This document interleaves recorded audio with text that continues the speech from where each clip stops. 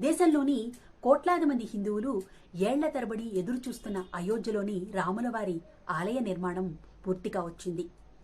ఈ నెల 22వ తారీఖు మధ్యాహ్నం 12 గంటల నుండి 12:45 మధ్య అయోధ్యలో శ్రీరాములవారి విగ్రహానికి బాలరాముడికి ప్రాణప్రతిష్ఠా కార్యక్రమం నిర్వహిస్తున్నారు. అసలు ప్రాణప్రతిష్ఠా కార్యక్రమం అంటే ఏమిటి, దానిని ఎలా నిర్వహిస్తారు, దానికి ఏమేమి ఉండాలి, అలాగే విగ్రహాలకి ప్రాణప్రతిష్ఠను ఎందుకు చేయాలి, చేయకపోతే ఏమవుతుంది, ఈ విషయాల్ని తెలుసుకుందాం. వీటితో పాటు అయోధ్యకు రాముల వారిని చూడడానికి వెళ్లే భక్తులకు ఆ సందర్శన వేళలను అలాగే టికెట్ ధరలను ఈ వీడియోలో తెలుసుకుందాం. హిందూ ధర్మంలోని ఆచార వ్యవహారాల ప్రకారం ఏ దేవాలయంలో అయినా సరే దేవుని విగ్రహానికి ప్రాణప్రతిష్ఠ చాలా ప్రాముఖ్యతతో కూడుకుని ఉంటుంది. దేవుని ప్రాణప్రతిష్ఠా కార్యక్రమం వల్లే ఆ దేవాలయానికి పేరు ప్రఖ్యాతులు వస్తాయని విశ్వసిస్తారు. ఆలయాల్లో విగ్రహానికి ప్రాణప్రతిష్ఠ చేయకుంటే దేవుని ఆరాధన అసంపూర్ణమవుతుందని చెబుతారు. వేదాలు కూడా విగ్రహ ప్రాణప్రతిష్ఠ గురించిన ప్రాముఖ్యతను తెలియచేస్తున్నాయి. దేవాలయాల్లో విగ్రహాలను ప్రాణప్రతిష్ఠ చేసేటప్పుడు వాటికి శక్తి రావడానికి వివిధ రకాల హోమాలు, యజ్ఞాలు, జపాలు, పూజలు, వాస్తు పూజలతో పాటు ఇతర పూజా కార్యక్రమాలను ఎంతో భక్తి శ్రద్ధలతో నిష్టగా శాస్త్రోక్తంగా నిర్వహిస్తారు. విగ్రహాల్లోని ప్రాణం అనే శక్తిని ప్రత్యేక పూజల ద్వారా ఆవాహన చేస్తారు. అప్పటి నుండి ఆ విగ్రహాలకు రోజూ పూజలు చేసి ధూప దీప నైవేద్యాలు సమర్పించడంతో క్రమంగా శక్తి పెరుగుతుందని నమ్ముతారు. దీనివల్ల ఆయా ఆలయాలను సందర్శించి పూజలు నిర్వహించే భక్తుల కోరికలు నెరవేరుతాయని పురాణాలు చెబుతున్నాయి. అప్పటి వరకు కేవలం విగ్రహంగా ఉన్న దానికి జీవం పోయటాన్ని ప్రాణప్రతిష్ఠగా పేర్కొంటారు. ప్రాణ్ అనే పదానికి ప్రాణశక్తి అని, ప్రతిష్ఠ అనే పదానికి స్థాపన అని అర్థం.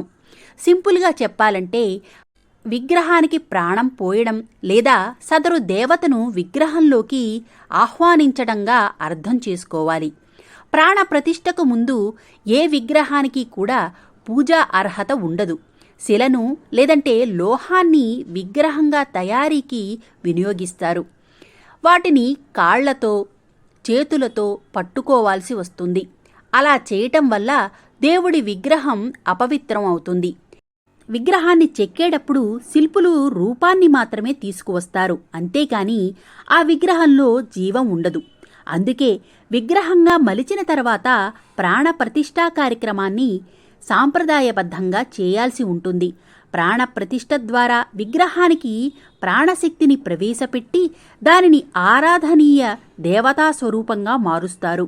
అప్పుడు మాత్రమే విగ్రహం పూజకు అర్హత సాధిస్తుంది. విగ్రహ రూపంలో ఉన్న దేవతలను ఆచార వ్యవహారాలతో మంత్రాల్ని జపిస్తూ పూజలు చేస్తారు. ప్రాణప్రతిష్ఠ తరువాత స్వయంగా భగవంతుడే ఆ విగ్రహంలో కొలువు తీరుతాడని పేర్కొంటారు. అందువల్లే ప్రాణప్రతిష్ఠా కార్యక్రమానికి చాలా ప్రాముఖ్యత ఇస్తారు. శుభముహూర్తం లేకుండా మొక్కుబడిగా ప్రాణప్రతిష్ఠ అస్సలు చేయరు. ప్రాణప్రతిష్ఠకు ముందు ఆ విగ్రహానికి పవిత్ర గంగాజలం లేదంటే పవిత్ర నదుల నీటితో స్నానం చేయిస్తారు. ఆ తరువాత విగ్రహాన్ని శుభ్రమైన వస్త్రంతో తుడిచి నూతన వస్త్రాల్ని ధరింపజేస్తారు. ఆ తరువాత విగ్రహాన్ని శుభ ప్రదేశంలో ఉంచి గంధం పూస్తారు. తరువాత బీజాక్షర మంత్రాల్ని పఠిస్తూ విగ్రహానికి ప్రాణప్రతిష్ఠను పూర్తి చేస్తారు. ఆ సమయంలో పంచోపచారాలు చేస్తూ పూజలు చేస్తారు. చివరిగా దేవతా స్వరూపానికి హారతి ఇస్తారు. చివరిగా ఆలయంలో ఏ దేవతకు ప్రాణప్రతిష్ఠ జరిగిందో ఆ దేవునికి కళ్యాణ మహోత్సవాన్ని నిర్వహిస్తారు. దీంతో ప్రాణప్రతిష్ఠా కార్యక్రమం పూర్తవుతుంది. ప్రాణప్రతిష్ఠా కార్యక్రమం పూర్తయ్యాక భక్తులకు ప్రసాదాన్ని పంపిణీ చేస్తారు. ఇక అయోధ్య రామమందిర దర్శనం టైమింగ్స్ను ఒకసారి పరిశీలిద్దాం. ఆలయ ప్రారంభోత్సవం తరువాత ప్రతిరోజు 3 నుండి 5 లక్షల మంది భక్తులు శ్రీరాముడి దర్శనం కోసం అయోధ్యకు వెళతారని తెలుస్తుంది.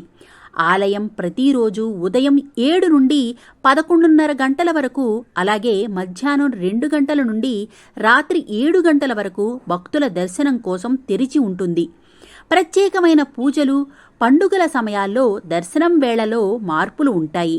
అయోధ్య రామమందిరంలో బాలరాముడికి ప్రతిరోజు 3 హారతులు ఉంటాయి. ఉదయం 6:30 గంటలకు శృంగార్ హారతి, మధ్యాహ్నం 12 గంటలకు భోగ్ హారతి, అలాగే సాయంత్రం 7:30 గంటలకు సంధ్యాహారతి ఉంటుంది.